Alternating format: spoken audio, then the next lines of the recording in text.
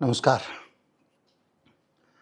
मोदी सरकार एक खतरनाक रास्ते पे बढ़ रही है और ये एक रास्ता ऐसा है जिसमें भारत के आने वाली सरकारें उनके हाथ पांव बांध दिए जा रहे हैं। यानी आज मोदी सरकार ये कर जा रही है जिसको बाद में भविष्य की सरकारें चाह के भी वापस नहीं ले सकती। किसी शहर का नाम बदल दिया गया है, आप वापस ले लोगे, समझ में आता है। लेकिन ये कुछ ऐसे अंतर्राष्ट्रीय समझौते करके जा रही हैं जिसमें भविष्य के भारत की ताकत बहुत कमज़ोर हो जाएगी। यानी भविष्य में भी सरकार अगर कोई सख्त कदम उठाना चाहे तो उसके हाथ में ताकत नहीं रहेगी। सुनने को एक बहुत छोटी हेडलाइन लगती है, बहुत छोटी सी खबर लगती है और इसीलिए ज़्यादातर मीडिया ने इस खबर को नज़रअंदाज कर दिया। लेकिन इस खबर के जो गहरे पहलू हैं वो डराने वाले हैं, आतंकित करने वाले हैं, चिंतित करने वाले हैं। जो लोग भी भारत से प्यार करते हैं वो इस खबर को देखकर अंदर से फिक्र में पड़ जाने वाले हैं। पीयूष गोयल, जो खुद नहीं पता कि अब कितने दिन मंत्री रहने वाले हैं, वो पीयूष गोयल जो भारतीय जनता पार्टी में ट्रेजरर बन गए, उन्होंने भारत को ऐसी बेड़ियों और हथकड़ियों में बांधा है जिनकी चाबी भारत के नहीं विदेशी हाथों में है। मैं बात कर रहा हूं कुछ ऐसे समझौतों की जिसमें भारत का 75% व्यापार समझौतों के अंदर भविष्य के लिए बांध दिया जा रहा है। आने वाले 30 साल, 40 साल, 50 साल तक सरकार चू कर नहीं पाएगी और चपड़ भी नहीं कर पाएगी, किसी की भी सरकार हो। पर जो मोदी सरकार ने कह दिया वही सही माना जाएगा। वो कौन से समझौते हैं और इन समझौतों के कारण अतीत में किए हुए समझौते भी गलत हो चुके हैं और उनके कारण भी भारत बड़ा नुकसान उठा रहा है और उठाता रहेगा। आज हम इसी पे बात करेंगे। बात सरल भाषा में करेंगे। हालांकि ट्रेड डेफिसिट की बात है, व्यापार की बात है, लेकिन फिर भी हम सबकी ज़िंदगियों से जुड़ी हुई है, देश के रोज़गारों से जुड़ी हुई है, देश के उद्योग और व्यापार के भविष्य से जुड़ी हुई है। मैं हूं गिरिजेश वशिष्ठ, आप देख रहे हैं नॉकिंग न्यूज़ का यूट्यूब चैनल।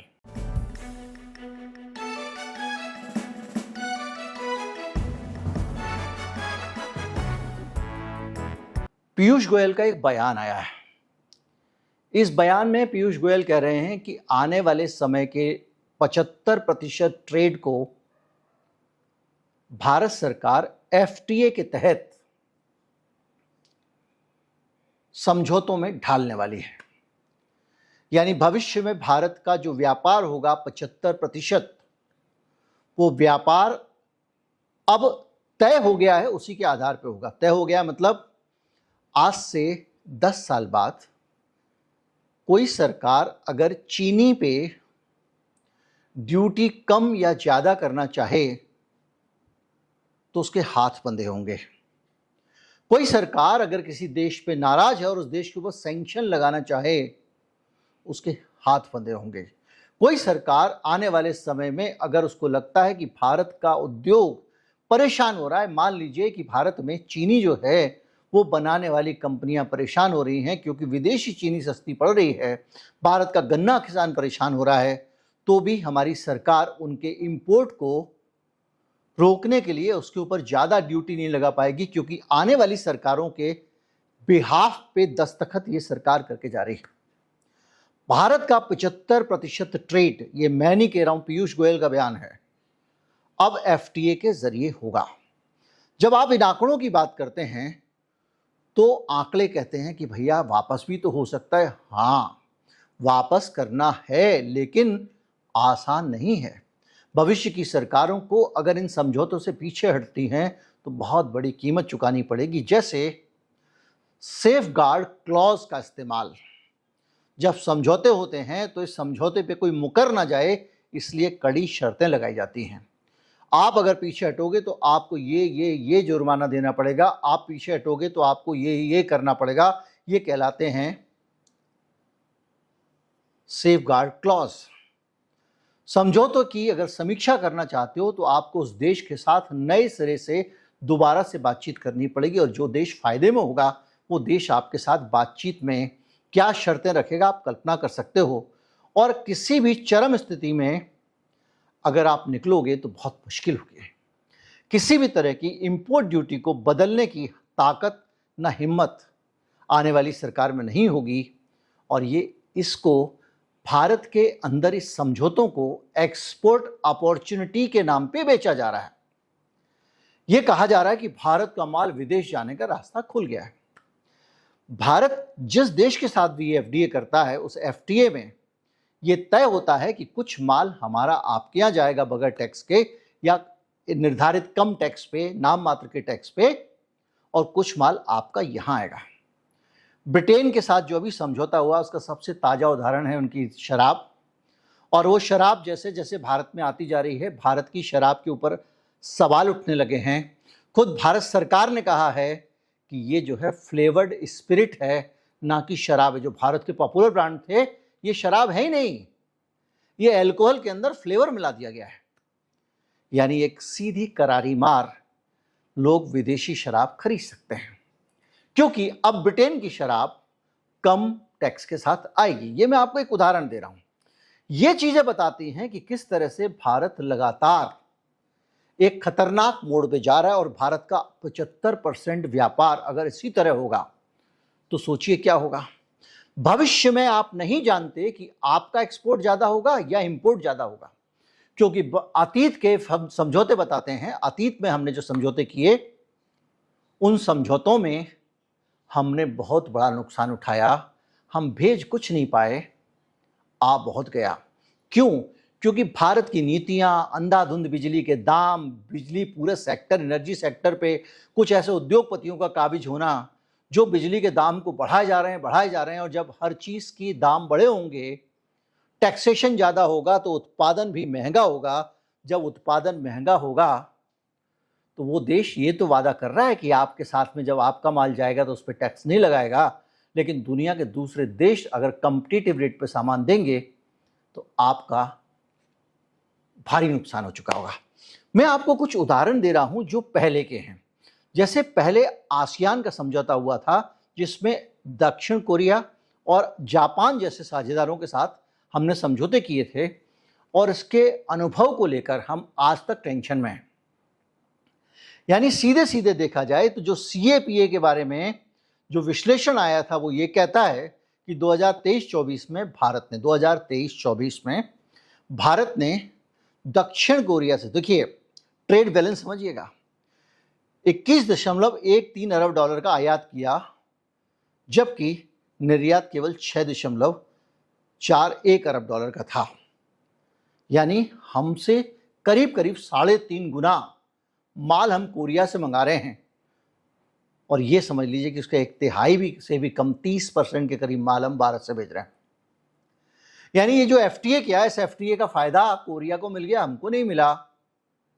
आपने घरेलू इंडस्ट्री तो विकसित नहीं की, कोरिया की इंडस्ट्री को यहां लाके बोल रहे हो प्यारे आजा सैमसंग फोन बना ले, और वो आ रहा है वहीं कोरिया से माल लेके आ रहा है, उसका फोन बना रहा है, माल लेके आ रहा है, फोन क्या बना रहा है, उस पर रैपर वेपर चढ़ा रहा है, डब्बी आगे पीछे लगा रहा है, उस माल को आगे भेज रहा है, मुनाफा पीछे भेज रहा है, रॉयल्टी के नाम पे पैसा भेज रहा है। वाह भैया आपकी टेक्नोलॉजी आ रही, लो रॉयल्टी भी लो, ये भी लो, सब भेज रहा है। क्या हुआ? आयात बहुत बढ़ गया, निर्यात ना के बराबर, और आयात पे टैक्स समझौता करके तुम छोड़ चुके हो। यानी तुमने भारत के उत्पादकों को खत्म कर दिया। और ये वर्तमान की बात नहीं है, भविष्य में कोई भी नई इंडस्ट्री आती है, कोई नई चीज करने को तैयार होता है देश का कोई भी उद्योगपति, तो उसको पहले से कंपटीशन मिलेगा विदेशी, क्योंकि हमारी सरकार ने विदेशी माल के ऊपर टैक्स हटा दिया है। और अगर 75% व्यापार दुनिया का इसी तरीके से किया जाएगा कि भारत में आने वाला बाहर का सामान खुला आएगा, उसके ऊपर टैक्स में बम्पर छूट होगी, तो भारत का उद्योगपति टिक पाएगा? अभी नहीं टिक पा रहा है। और ये आंकड़े केवल छोटे मोटे आंकड़े नहीं हैं, मैं आपको जापान की कहानी भी बताता हूं। 2013-14 से 23-24 के बीच में भारत का व्यापार घाटा आप समझ लीजिए सुपर इंजन की सरकार है, देवता चला रहे हैं सीधे, नॉन बायोलॉजिकल। इस सरकार में व्यापार घाटा 5 गुना हो गया है। दक्षिण कोरिया का घाटा 15 अरब डॉलर से ज्यादा हो गया है और ये कहा जा रहा है कि भैया आप ये जो समझौता है इसमें बदलाव करना पड़ेगा और बदलाव करना आसान नहीं है। और जब 75% ग्लोबल ट्रेड इस तरह के समझौतों से भर दोगे, तुम्हारे अपने समझौते पिछले वाले ठीक नहीं रहे हैं, तो आप सरकार चलाने के लिए आए हो? आपका हक बनता है इस संसद को, अगर ये संसद है इसके दौरान कोई समझौता होता है, बाद की 5 संसदों को आप आज के समझौते में क्यों बांध रहे हो? और 75% व्यापार अगर ऐसे ही होने लगेगा तो भैया हमारे देश में आने वाली सरकारें जो हैं उनकी ताकत कितनी कम हो जाएगी। आज क्या होता है, आप पाकिस्तान से आपका युद्ध होता है, कहता है हम सामान नहीं लेंगे, आपका इंपोर्ट बंद कर देंगे।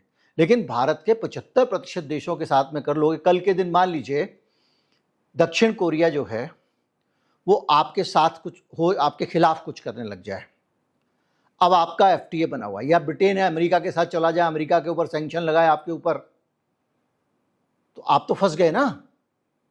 आप ब्रिटेन के माल पे एक टैक्स भी नहीं लगा सकते, क्योंकि मोदी सरकार जो भविष्य में, आप 2030 का सीन समझ लीजिए, मोदी सरकार पहले जाके ये साइन कर गई है कि हम आपके ऊपर एफटीए नहीं लगाएंगे।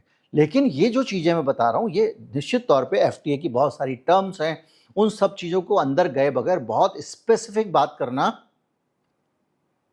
मुमकिन नहीं है। लेकिन हम एक प्रॉपर जो समझौते होते हैं उनमें जो हो रहा है उसकी बात कर रहे हैं। आप भारत के निर्यातकों पे दबाव बना रहे हो, क्योंकि विदेशी जो है वो माल हम टेक्सटाइल, लेदर, रत्नाभूषण और समुद्री उत्पाद जैसी चीजें भेज रहे हैं। और बड़ी बात क्या है, देखिए ये 75% समझौते तुम किस समय कर रहे हो? जब तुम मुसीबत में हो। मुसीबत मतलब इस वक्त ट्रेड वॉर चल रही है, अमेरिका ने आपके खिलाफ युद्ध छेड़ा हुआ है, उसने तरह तरह के टैरिफ आपके ऊपर लगाए हुए हैं। जब आप इमरजेंसी आपातकाल में हो, आपकी अटकी हुई ये सरल भाषा में, आप डरे हुए हो, आपके ऊपर बहुत सारा दबाव है, ऐसे समय में आनन फानन में उस दबाव के अंदर आप समझौते करोगे तो आप फायदे के करोगे या घाटे के करोगे? और जब ये घाटे के समझौते करने का टाइम चल रहा है, जो सरकार अमेरिका के राष्ट्रपति से खुल के नहीं कह पा रही है कि तुमको अधिकारी ने टैरिफ लगाने का, अब तुमसे मैं क्या समझौता करूं, वो सरकार घाटे के समझौते जब कर लेगी, करके चली जाएगी, तो आने वाले समय में देश कैसे चलेगा अंदाजा लगा लीजिए। आज नेहरू को लोग कहते हैं नेहरू ने ये कर दिया, लेकिन नेहरू कोई ऐसा समझौता तो करके नहीं गया था कि जिसके कारण मोदी जी आज बंधे हुए हों। लेकिन मोदी जी ऐसे समझौते से बांध के जा रहे हैं जिसमें आने वाली सरकारों के पास कोई विकल्प नहीं बचेगा ये कहने के अलावा कि भाई मोदी जी कर गए, अब हम क्या कर सकते हैं। अब बड़ा सवाल यही, भैया आप अगर ये करने जा रहे हो तो आपका फर्ज क्या बनता था? भाई आपने पहले भी समझौते किए ना, आप बैठ के उस समझौते का एक ऑडिट करते हैं, आप ये पता लगाते कि समझौते करने में हमको अतीत में क्या क्या नुकसान हुआ, उस नुकसान को दोबारा ना हो इसको सुनिश्चित करने के लिए हमको क्या क्या करना चाहिए। एक सरकार जो जनता के प्रति प्रतिबद्ध होती है वो ध्यान रखती है कि जो जापान के साथ हो गया, दक्षिण कोरिया के साथ हो गया, वो दोबारा ना हो। लेकिन आप बिल्कुल इसकी फिक्र नहीं कर रहे हो। पूरा लाभ हानि तो कम से कम सामने आना चाहिए। अब आप एक बात सोचिए कि 75% समझौते आज कह रहे हैं पीयूष गोयल, ये 75% का मतलब ये नहीं कि 75% देशों के साथ में है। 75% का मतलब ये है कि आपने कुछ देशों के साथ में ही भारत के 75% व्यापार को बांध दिया है, कुछ देशों के साथ में, और दूसरे देशों से माल भी यहाँ नहीं आ पाएगा क्योंकि आपका उनके साथ एफटीए हो गया है, क्योंकि इनका माल कम टैक्स पे है। हमारे साथ में अतीत में हुआ है, भारत में कभी किसी चीज़ का दाम बढ़ता है हम उस पर टैक्स लगा देते हैं, दाम घटता है हम स्टील को अपने बचाते हैं, ये करते हैं ना। और एक और खतरनाक चीज़ होगी कि भारत के व्यापार बाजार में अगर स्टील भेजना है और भारत ने एफटीए कर रखा है, तो जो दूसरे देश पे भी आप टैरिफ लगा सकते थे अपने उद्योग को संरक्षण देने के लिए, वो भी नहीं लगा पाओगे। क्यों? क्योंकि वो माल सीधे लेगा, रीडायरेक्ट कर देगा, बिलिंग कर देगा ब्रिटेन से। माल समुंदर के समुंदर में जहाज आएगा, झंडा उसका बदलेगा, ब्रिटेन का झंडा लगेगा और आ जाएगा। झंडा बदलना हालांकि मुश्किल है, लेकिन कुल मिला के माल लोड अनलोड भी हो जाता है, एक जहाज से दूसरे जहाज में भी माल उतर जाता है।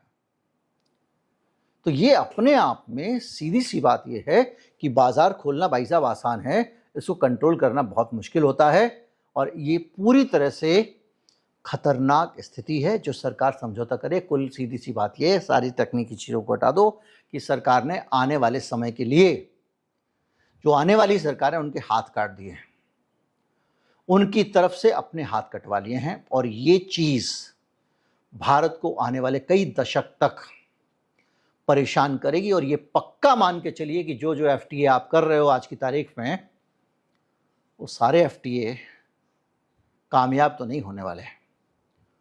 और निश्चित तौर पे जब आप कमिटमेंट कर दोगे तो पीछे आना भी भारी पड़ेगा। यानी भविष्य की सरकारें अगर इससे हटना भी चाहें तो नहीं हट पाएंगे। उम्मीद करता हूँ आपको एनालिसिस मेरा अच्छा लगा होगा। अच्छा लगा हो तो ज़्यादा से ज़्यादा लोगों तक पहुँचाएँ, चैनल को सब्सक्राइब कर लें। इस पर आपकी कोई राय है कमेंट में ज़रूर बताएं। नमस्कार, जय हिंद।